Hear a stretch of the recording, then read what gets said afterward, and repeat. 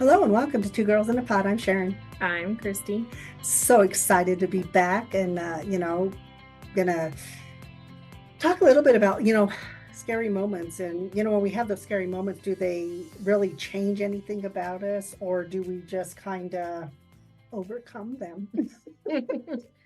Well, it's also sometimes, realizing that I don't know if it's peer pressure or whatever, we kind of get ourselves into some scary moments. So it's about, maybe making some better, wiser choices.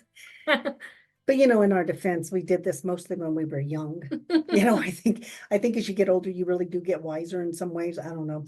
But I think also, the question always becomes, when you have those scary moments, do you learn anything? Yep, that is the main thing. You know, If you do something stupid, you better hopefully learn something from it. see, I called it scary, you called it stupid. But I think there's something about that. And when we talk about, on our podcast, we're really talking about those journeys that we have and all these little things that play into where we end up. Does that make sense? Right. And I think for me, when I was young, my sister had a little sporty car that she ended up selling to my cousin. So one day I'm driving from the place we lived at, which was a small little teeny tiny town in western Colorado. Okay, but wait, everybody's gonna want to know what kind of car was it? It was a Z28 kind of car, something like that. Okay. But it had a modified engine on it, like a 454 engine on it. So it was a little souped up. Ooh. Yeah, so it went fast. So I don't know. I was driving alone. I was going back. I don't even know why I had the car, but my cousin let me use it, obviously. So we're driving and I'm going I-70 and it kind of goes up and down a little bit, and this car got next to me and they had a little sporty car. It was a little guy, some guy, and, kind of did the thing of let's race. I had never done that before. And just so you know, I'll never do that again. Because when I finally looked down, I was going like 125 miles an hour racing this guy. And you don't realize, you're young and you're stupid, but because you can't really see when you would come over those little humps.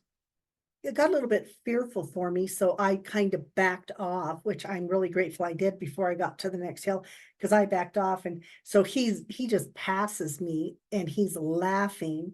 So I slow way down because I'm now there like, what am I stupid? I am so stupid because So I slowed, like I said, I slowed way back, and thank God I did because as I went up the next, so there were two hills, so I went up, and the state patrol pulled him over. You lucked out. So what I learned was I got lucky, and I wasn't going to do that shit anymore because first off, it started out fun, but then as you're doing that, when rational thought comes into play, eventually it's like, oh my God, we're both in both lanes. If there's anybody in front of us going slower, we wouldn't have even had the ability to stop fast enough. Yeah. What I learned was it wasn't worth that risk. If I wanted to drive faster, I would do it on roads where I knew there were people. Yeah, and well, you did that out of intention to have a race. I mean, I was Yes. when we were living in the valley, and I remember being on one of the back roads, and I wasn't paying attention. I was just flying, and got over in front of the school. Didn't even realize I was by a school zone, and I got pulled over. And Yeah, like I said, I wasn't paying attention. not only was she not paying attention, she was going 55 miles an hour in like a 25-mile-an-hour zone. Like 65 I know I miles was an trying to hour. be nice. Yeah. 65 in a 25 school zone. No seatbelt. No seatbelt. My license was expired. My registration was expired. And the cop pulled me over. Yeah. But we struck up a great conversation. And you know what? I came out okay with that. Yeah. No tickets, no nothing. I did get a ticket, but it was only like $36 for not wearing her seatbelt. And speeding in a school zone. Thank God you didn't get the speeding in the school zone. Right. But it made you, I bet your adrenaline got going when you saw that cop. It did. I was like, whoops. So you knew you were going 65. Yeah, I knew I was going 65. I just didn't know I was supposed to be going 25. In my defense. Okay, because everybody knows when you're driving in front of a school, it's 65 miles an hour, right? Who noticed the school? I mean, it's kind of like out in the middle of nowhere. Yeah, it's the only big building out in the middle of nowhere. So now she's just trying to make up shit here, man. Well, there's warehouses and farms, you know. But they don't look like a brick school building. I wasn't paying attention to that.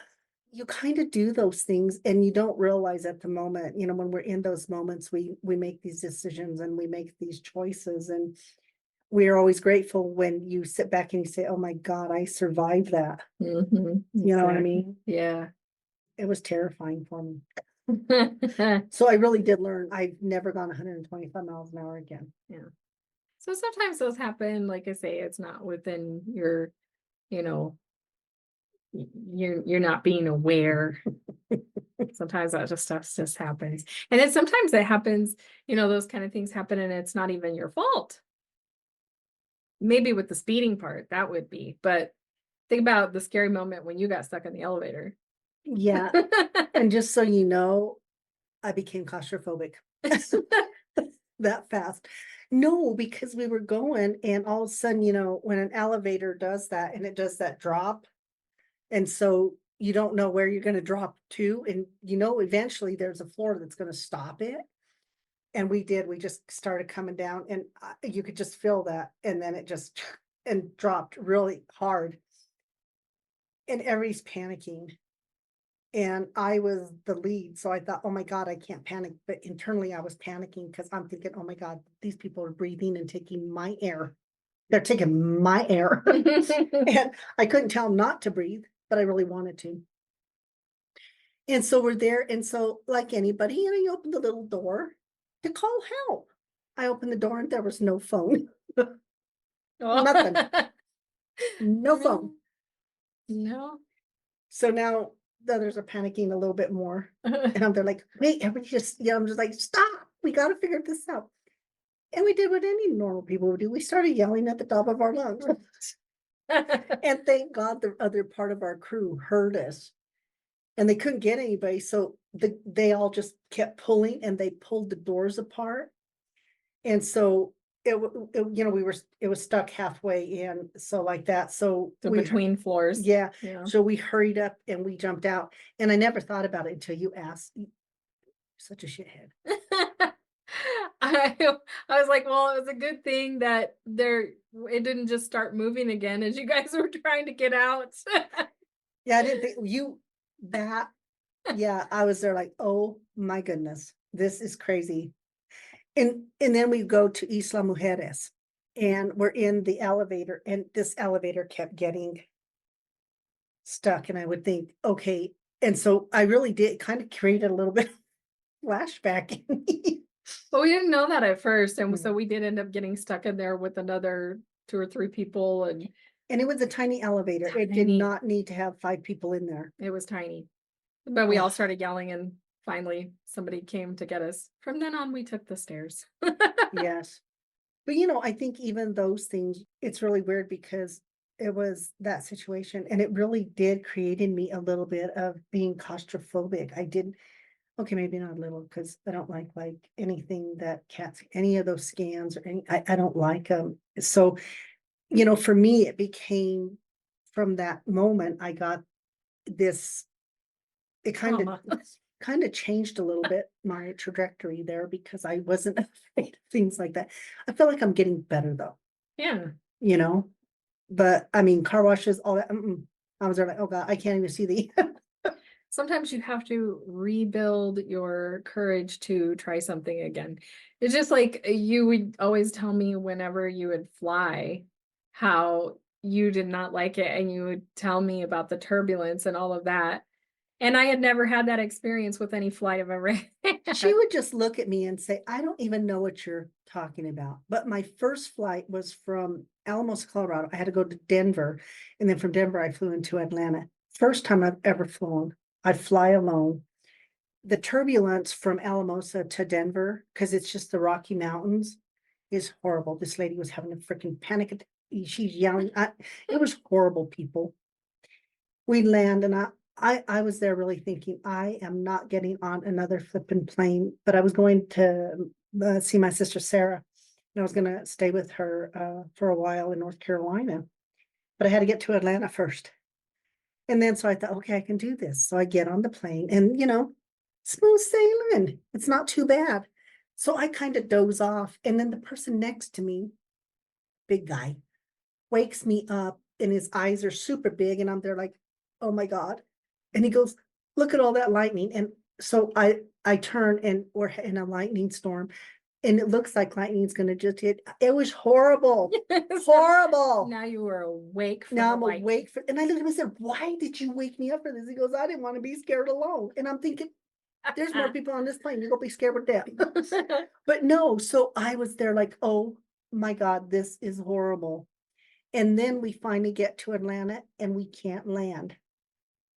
So we had to just keep circling and circling. And we circled for about 40 minutes before we landed. And the landing was a little bit rough at that. I was a freaking wreck at the time I got off that plane. And so that was my first experience flying. So every time I flew, there was always some kind of weird turbulence crap. So I would tell her this and she's there like, I don't even understand what you're talking about. So then we flew to Houston to see my sister Alice. And what happened? Yeah, well, that was the first time that you and I flew together, and it was the worst flight. I was like, I had never experienced turbulence like that. And it was, yeah, that was rough. Then she kind of had a little bit of empathy for me after that. Before that, it's like, stop being a big baby. No. Well, not exactly, but I had no idea what you had experienced. So even I don't fly very well still. Yeah, you still I struggle with still that a little bit. I still struggle with that, but I love to travel. So my thing was, do I let that fear of flying keep me from experiencing? And I said, no, I will figure out a way to do that. Mhm. So I do get a little assistance with that to fly. And sometimes it just takes, getting back on the horse, as they say, to try something again and Well, see. and that's what I mean. We have these experiences in life that really do alter that. Because I imagine if I had a great flight, this would never have, I would have been okay. This is flying great. But for me, it changed that for me. And like I said, for a long time, I would not travel. It always had to be by car. I didn't care. And I got with you and it was, you like to fly, you'd rather fly than drive. And so I thought, if I'm going to be doing this, I want to still go experience life. And that's once again, when we have those things that happen, once again, you have to get back on the horse, or you sit there and you think, what am I doing? Mhm. Am I just going to stay grounded for the rest of my life? Yeah. Well, you hate for things like that to, just shut down your dreams of being able to do stuff. So, Exactly. So I'm really grateful that you encourage that and stuff. And we have this true love of travel. And because of that, I can now fly, and I appreciate that there's ways to help people do that, because you don't want to not be able to live part of your life because you have anxiety or fear about something, but something creates that anxiety and fear. It's not like you just wake up one day and it's there. There's a circumstance that creates that, And so, yeah, so I'm really grateful for that. yeah. But it was still terrifying. If I think about it, it'll give me anxiety. So I'm there like, no, I don't know if I'm gonna fly again. And then I remind myself, no, I got some to help with that. Yeah. The first time we came out to Colorado, when I first moved out here, I had never done any mountain driving or that. And I drove one of the vehicles. My parents each drove a vehicle. And so that was the first time driving in the mountains, and I had no problem with it. It takes some adjustment with, when you get into the bad weather and stuff like that. Mhm. And I remember after being out here for about a year, I had a boyfriend who had a Mustang, and I was using the Mustang for a period of time, and driving a Mustang in the winter Not so great. And I remember we were driving over Glenwood Canyon Mm. and it started snowing and raining at the same time, and the window washer fluid would not work on the car. That to me was a scary, stupid moment. I was following somebody, so I didn't pull over. I should have just chanced it and pulled over. I was literally crying because I could not see through that windshield and I was driving over that canyon. I don't even know how I lived. And once again, though, it becomes that thing of, oh crap, I got to get back in the car and go again. The weather stays the weather. Mhm. You know what I mean? Yeah. And it does. It's just one of those things where you sit there and you say, how am I going to keep this from, impacting me? And I'm going to still get back behind the wheel of a car and stuff like that, and not let it affect the things you want to do. Hey, I later went over to Leadville in the middle of winter in that Mustang. So I had other So incidents. obviously she didn't learn. Slow learner over here, people. No. I guess. Yeah, and but sometimes you do those things, you keep doing it, and trying to maybe it's overcome it so you don't stay in that place of fear. Yeah. I mean, I had to fly back from North Carolina to Colorado. You eventually had to get home. Oh God, yes, and yeah. So, but I think that's, we have those scary moments, and a lot of times it's through our own creation. Mhm. We do the okay, yeah, it is stupid sometimes, we do those kind of things. But you in cars and driving, you get afraid and Well, I love to drive, but it's not fear like that. But when you get into those situations and you have to, be brave. yeah. How are you about being brave? What do you mean? Well, driving, I think I'm pretty brave with Well, that. weren't you the driver at the cemetery? Mm. But that wasn't about the driving. So my friends and I went to the cemetery and we decided to go check out a particular, what do you call that? Tombstone? Yeah, grave marker of some kind. It was a big angel. Um Okay, and so it's like a supposedly, monument thing, like. yeah, supposedly it would, I don't know, do something. So it was supposedly haunted. And so we went up there and I'm driving, and this cemetery is interesting. It's up a hill, a huge hill. So the all the graves are like up the hillside, and up at the top there's a bunch of them, and that's where this angel is. So we drive up there and we're going all slow, creeping past it, and I'm the one driving. Well, when I do get scared, the first thing I do is freeze. So And hits the brakes. and hit the brakes. So everybody tells me go, because we're sitting in the car and all of a sudden we hear this huge thud and felt it underneath the bottom of the car. And I had seen nothing in front of us run past, nothing. I don't know what that was, but we all felt it on the floorboard of the car. So of course I brake, everybody's screaming, and they're telling me go. So I take off and I'm literally driving down this spiral of this hill of this cemetery. If anybody saw it, it would have looked like a comedy, I'm sure, as fast as we were flying down the spiral. I'm guessing that wasn't the speed limit. Probably not. Probably not. Well, you don't even think about that because in that fear, you could have taken out old man headstones and everything. I suppose I could have. You know, but you don't go to cemeteries very often anymore, huh? No. Mm-mm. Can't drive fast enough to get away from it. Yeah. Well, and I think those are the things, though. You want to go do fun things with your friends, and sometimes you do those kind of things, and it turns into more of a scary moment, and you make those decisions, and you're grateful it turns out well, Hmm. Yeah. you know. And sometimes you never know. Like I said, it's circumstances sometimes too. Remember, we went to the Royal Gorge Hmm. and we did the cable car thing. And there were a lot of people getting on there. And one of the guys in particular was in a power chair. He was a very, very large individual. And I don't know if anybody knows, but the weight of a power chair alone is quite a bit. I was very deeply concerned that we were getting on with this person going on this cable car across this huge gorge. And I'm thinking, what are we doing? Can we just wait for the next one? And it was not to be mean or that. I just felt fear. So, yeah. But you go and you do it anyway. Yeah. And do you ever wonder, and why do we make those choices? Like, why do we just, there's that part of you that says, let's just not do it. And then you get across and you think, oh, well, that was stupid. No, you didn't. I was gripping the seat the whole time we were crossing. I was really glad to get to the other A side. little terrifying, was it? Yes.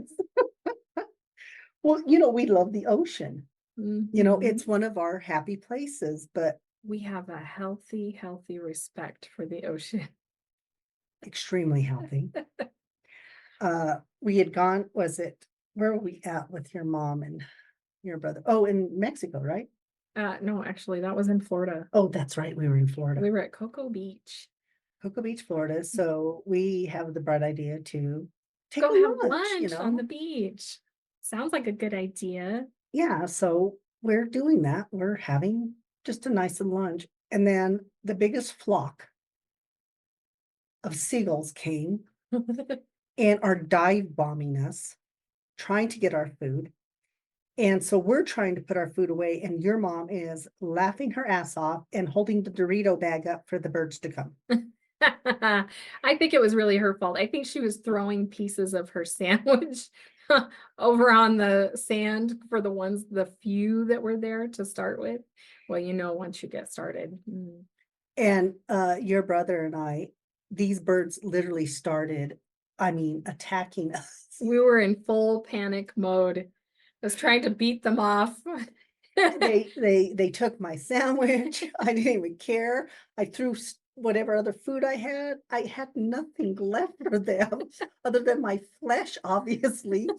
And so your brother and I, we are now in panic mode because these birds they are literally dive bombing us. Yeah. And we take off running to the ocean. And in my head, I'm thinking, am I more afraid of the birds or what's in the ocean? At this point, I'm thinking, I just want the birds to stop coming after me. They're attacking me. So he comes, he's screaming like a girl, just so you know. I'm not screaming, I'm just running. And I'm thinking, I'll just get under the water. They can't come under the water, but I guess seagulls probably, now that I think about it. They dive for Doritos. I'm guessing. But anyway, as I'm running in there, there's this older woman standing there, and she is laughing hysterically at us. Mhm. I don't even care how stupid I look. I just want the birds to stop. Because then, in your head, if any of you have seen the movie The Birds, that was in my head. And so I am like, I dive underneath the water and I'm just trying to stay still. But the waves come in, so then the water goes. It was not, oh God, it was horrible. Yeah. The same thing for him. He was terrified of this. Mhm. It was not, and your mom is just sitting there laughing hysterically. Yeah. I was not a happy person. I was not happy at all. I figured if any of those people were out there and caught that on camera, they could probably submit it for some money. I'm so grateful I haven't seen it out there anywhere because Right. it was horrible. It was traumatic. But what it is, now it's like, they're like, crap, that was horrible. Those movies that they show picnics on the beach, that's misleading. Yeah, that's a big fat lie. Not misleading, it's a big fat lie. Unless you apparently have something over your head and I don't know, maybe a beach with no seagulls. I don't know. Because I'm telling you, it was horrible, horrible, horrible. Yeah. It was very terrifying. And we can laugh about it now, but then there was no laughing. David and I were just extremely terrified because it was not fun. Yeah, so we've had a few incidents like that at the beach. I went to, well, it wasn't with the birds, but the last time we were not the last time we were in California. I went down to the beach. I'm thinking, I'm just gonna kind of rinse my feet in the ocean. And well, that's the area where they were actually paddling out to kind of surf, even though it was like by the pier. And that water was forceful. And it took me down and was dragging me out to sea. If anybody was watching that, I was literally on my belly, grabbing at rocks and sand, trying to stay on the beach. It was crazy. I couldn't believe it. And even though, because we love the ocean so much, I think it just gave us a healthier respect for the ocean. I was like, I tell you, I don't really have I said it's like people that have a fear of heights. I have a fear of depth with the ocean. Well, yeah, that's true. I don't mind wading in it, but yeah. And it's funny because people will when I talk to people about our love of the ocean, and they're like, "Oh, well, you like swimming in the ocean?" No, no, that's not what I mean. If there's an inlet, That's not too bad, that's not too you bad. know. But no, I'm not gonna do. I remember when we were in Rocky Point with my family, and my sister was there with us. This is my sister Linda, and we're we're just going out to the water, and the waves are coming in, and we're just having this amazing time. And you're on one side of her, I'm on the other side of her. Well, this wave comes, knocks her down. I mean, face first into the ocean. And you and I mean, it was just a second. I mean, you and I had her back up. Yes. That cured my sister. Yeah, she wasn't going back She wasn't in. going back. No. No, she was there like, I'm done with that. And with everybody, no, and I'm there like, sis, but we put, nope. Oh, sir, but we We pulled saved you your right. life. We saved you. It was only a second. I don't care. It must have been an eternity for her because the answer was a big fat no. She was done. So even like with that, it was such a fear of her. And we come from Colorado. We're landlocked. We don't have oceans around us.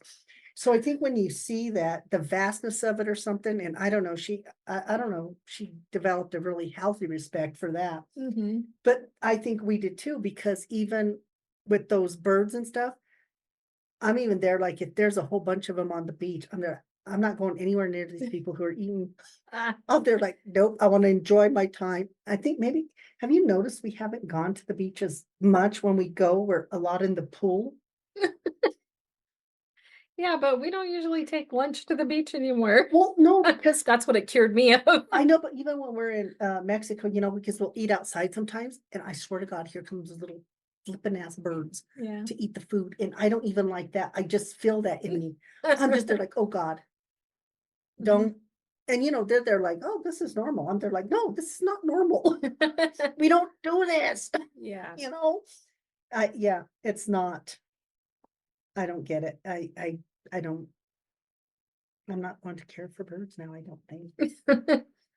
We've never big But fans of birds. even remember though when we went to Disney World with I think it's with the girls in June and them. Mhm. They had all the parrots. Remember all the birds? Well, That was neat. it was, and at the same time, it wasn't, because I went to video it, and so I thought they were gonna. No, I mean you can see on my video they're like flying, flying right at me. That was a really cool video. Yeah, it was, but I was surprised. Now I see why birds and me are not friends. Mhm. You know, True. they're yeah. Yeah. But I think you just kind of, we call them terrifying. You guys might be sitting there thinking, "Oh, that's not too bad. You should see what happened to me." I want to know. Mhm. But yeah, and it's really on those things about, we talk about our journeys and how do we stay on the path of doing the things that we love, even if other things are happening. Do you know what I mean? Or that have happened that might impact that. And like I said, for me, flying, it took a really long time, and I'm really grateful that I'm past that. And except long trips, we had it's this long trip. We talk about that The long trip. in a plane. Uh-huh. Oh yeah. I'm not looking forward to a long distance. We did go, when we flew to Europe, that was the 9 longest flight hours. we had ever taken. And we did okay, but even that way, it was this thing. Oh my God, that's a long trip. I don't know if I could be in a plane for 9 hours. I just don't know if I can do it. And then we did it, and then they're like, okay, 9 hours isn't too bad. And then we sit there and we say, oh, well, where do we want to go next? Well, where we want to go next is further. And they're like, oh God, I don't know if I can do it. 14 hours, I believe, is the flight. So yeah. So yeah, but once again, I'm grateful that it didn't stop me. That when something scares us, that it doesn't stop us, or if it does stop you, that it doesn't stop you forever, that you still have the ability to overcome that. And Well, and that you can still have courage in other arenas and that too, because sometimes it does change your perspective on things, and either you learn something from it, like I say, or you don't, and you don't want to repeat some of those same mistakes. exactly. And I think that that's, one of the things that it is just how do you keep those fears in check? Yeah. You know what I mean? And sometimes it's a little bit tough to navigate. Because I'm going to tell you right now, people, I still don't like roosters. Yeah, why don't you like roosters? The true story. Growing up, I grew up on a farm. So we had, of course, chickens. And of course, you have the stupid rooster. I do not know what it was. That rooster did not like me. Or it did like me. I don't know. I couldn't tell. It was a very weird relationship. And I was a small child. But every time I went out the door, if that stupid rooster was out, sometimes we would lock them up. So if they were locked up, I could go play and do stuff. If that rooster was out, I'm telling you, people, it would chase me, it would attack me. And I would tell everybody, this rooster doesn't like me. And I was just talking to my sister about that. And she was talking about when one day it came after us and we got into the pickup and we're just sitting in the pickup and the rooster just walking back and forth. It's waiting for me, man. It's waiting for me. And I'm there like, oh my God, I'll never get out of here. And then we're there like, okay, but do we really want to get in trouble with dad for not getting the eggs? And I'm thinking, like, yeah, I'll take whatever happens with dad. I will take over that rooster. I'm serious. And eventually somebody came out and said, what are you doing sitting in this stupid truck? And I'm trying to explain it. They're like, yeah, right. So then one day I'm out, and my mom's doing laundry and she's hanging the laundry. So I'm out playing in the yard with her. That stupid rooster sees me, jumps over the fence and starts to attack me. And my mom actually saw, so she has the laundry basket and she's trying to hit the, she's, okay, so this is my mom. She's trying to beat the rooster off me, but she has to remember the rooster's on me. So she said the rooster, which is still hitting me, but I didn't even care at that point. And then she finally got off me, and she tells me, run. So I'm running, the rooster's running, and my mom's chasing it with the laundry basket. She finally must have hit it hard enough that it kind of stopped. And I was so happy because my mom went and told my dad, you get rid of that rooster. Finally. But even to this day, even if I see a rooster, I'm like, nope, not gonna have it, man. Not gonna have it. And I'm okay with that fear. I'm okay with that. I respect it. I don't like them. And and then I'm watching when you start those reels or whatever, how many times I will see reels of roosters attacking people. Yeah. So it's not an isolated instance. I'm telling you, people, it happens. Be careful for roosters. Scared the shit out of me, man. I am telling you, it was, because as a kid, it's really scary. I can laugh about it now, but I remember every time just having fear walking outside. You shouldn't have that as a child when you're growing up. So yeah, so Rude rooster. terrifying. And like I said, even to this day, I don't like roosters. I don't want to be around a rooster. I don't even want to hear a stupid rooster. Yeah. That's how I am. And I'm okay with it. Because we're never going to live where we're going to have a rooster. No. Not one rooster. But those are the things, and I think, so, as you guys are listening to us, maybe you're sitting there thinking, oh yeah, that scary thing happened. But the thing is did it happen? How did it change you? And if it did you overcome it? Is it something that you still kind of carry with you? I mean, one of my passions when I was younger, like I said, and I still enjoy doing, is roller skating. And I never had the bad experience that you did, but I know that I know that that's been a trigger point for you and you haven't really gotten back on skates, which I understand. I was skating so good because our school took us skating and I never skated. I thought this is kind of cool. So I went skating and I did really good. Well, then I had to go to the bathroom. Well, nobody told me you take your skates off to go to the bathroom. Well, Okay. a lot of people don't take their skates off Well, to go you to the do if it's concrete floor. bathroom. So I go to the bathroom, and I get back up. And well, when I did, my skates went out from underneath me. My head smacked into the toilet and then onto the concrete. And my feet were out the door. Underneath the stall? Yes, it was, she laughs at me. It was horrible. No, I did not skate anymore. 'Cause that was good enough. I probably had a concussion and everything and didn't even know it. It was horrible. I was there like, I just got to get these skates off of me. And I couldn't take them off in the bathroom because I thought that would be stupid. So, but you should have seen me. I was holding on to everything and just kind of scooting it. Oh, How yeah. sad. It tainted your Yes, it did. Yeah. And I grew up at the time when skating was really in, and that's what everybody did was skate. Well, not me. how sad. Yeah, I can tell you're so sad about it. I don't know. Maybe that's going to be something I look at and say, I'm going to put some skates back on and see how I do with it. Hmm. I think I can. You never will ride a chairlift again. No, I'm not feeling that.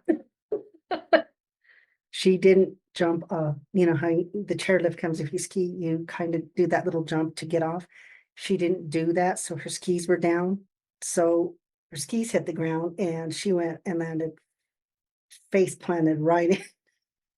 Well, before the face plant, when my skis caught, the chairlift hit me back in the back of the head. Knocked me sprawling. So, yeah. And she said, nope, I'll never do another chairlift. Which was sad because when people think about, oh, you tried skiing and the whole thing is about, did you like it or you enjoy it or you want to try it again? And the skiing part was not bad at all. I got the hang of that going down the hill, and this was not the bunny hill. I did not mind that piece of it, but it was the getting up there and getting off that chair. That was horrible. Yeah, so no more skiing for us. Just saying. I don't like to be cold anyway. But I think the thing is that you pick and choose if it's not really something that's relevant. So like, I'm never going to have a rooster and I'm not going to have a pet bird. Obviously. So I don't really care about it. But flying was important to me. It Mhm. really was. I did not want, that was such a terrifying experience, but I did not want it to keep me from seeing the world, Yeah. and and even like you, it's not going to keep you, it didn't keep you from going to the Grand Canyon or anything like that, you know. And I think those are the important things is having those moments, but not letting them, overwhelm you so much that it stops you Yeah. from living. Because, some of these are funny things, but at the same time, when they have an adverse effect on you, how do you overcome that? And how do you keep it from getting in the way of the journey that you want? Yeah. And like I said, I did not want that fear and that experience, that terrifying experience to keep me from experiencing the world, Right. you know.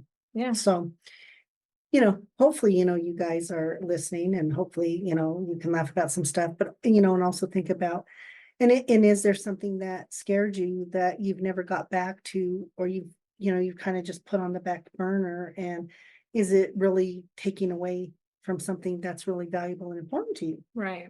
And I think those are the important things, is it's our journey and we should be doing it. We should be doing the things that we really love or that give us that passion. Right. So we're going to continue to go to the ocean, Yes. just have a healthy respect for it. Mhm. We're going to continue to fly because I have my helper, my little help that helps to get through that, and those kind of things. And once again, there are some things I'm okay with not doing. I'm good. Like driving a Mustang in the winter in Colorado. Driving 125 miles an hour, not gonna do it again. Nope, ain't gonna happen. I don't care whose car is next to me and who wants to race with me. I have more self-control today than I did back then. But then the Yeah. car was really cool, so I was like, I think I can take you, and I did. Mhm. Yeah, so that was really great. Once again, we hope that you are having a fantastic day and week. And of course, we will be back next week. And if you've heard something you like today, please go to twogirlsinapod.com, subscribe. It'll let you know whenever we have a new episode. It'll send you an email. Also, we are on YouTube and it's free to subscribe. Adventures of Two Girls in a Pod, Life's Journey. On We're on every platform. Form. So and we really appreciate people liking, subscribing, following. I don't know what other words do they use for that these days, you know. all that good stuff. You know, we really appreciate it.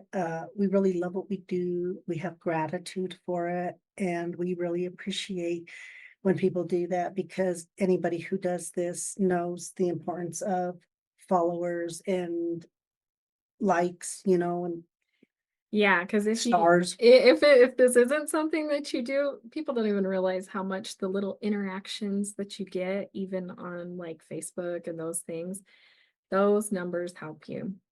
Yeah, so we really appreciate the help, and we really appreciate people listening. And you know, we're like everybody else. We're working to build a big following, and probably because we love what we really do love this. And you know, we love the journey that people are on, and the journey that we've been on, and all of these little things that have been part of our journey that have brought us to where we are today. Mhm. You know, I mean, it's a lifetime of things, sometimes mishaps, sometimes, you know, there's those pieces of our life that aren't as fun, you know, the tragedies that we have to, you know, kind of get through, you know, but there's adventures, there's relationships, all of these things that make journey so important. And each of us has that journey. Everybody has a story, you know, and all these little things that make up that story. And that's what we love is, you know, we have people on who talk about their story, about how whatever that adversity was, if there was an adversity, or if they just start keep moving on or building a business or whatever it is, Mhm. you know, we encourage that and we want that for people. And so that's why this platform is important for us, because we can showcase other people and we can say, look what these people are doing. And Yeah, 'cause there's a lot of people out there doing great things, and it's really absolutely, cool to see those successes. And I think, this podcast is not only about telling those stories, but also understanding the mindset that it takes to achieve those things. yes. So this is just part of our journey. And you know, this is when we're doing it together, we're just sharing our journey, and hopefully, you know, it resonates with somebody. And if it does, then that's fantastic. And that's what we're really trying to do. Yeah. So thank you so much for all of the support. We really appreciate it. And, you know, like us, thumbs up, whatever it is that one has to do, we appreciate it. Thank you so much. And we will be back next week. Thank Bye. you. Bye.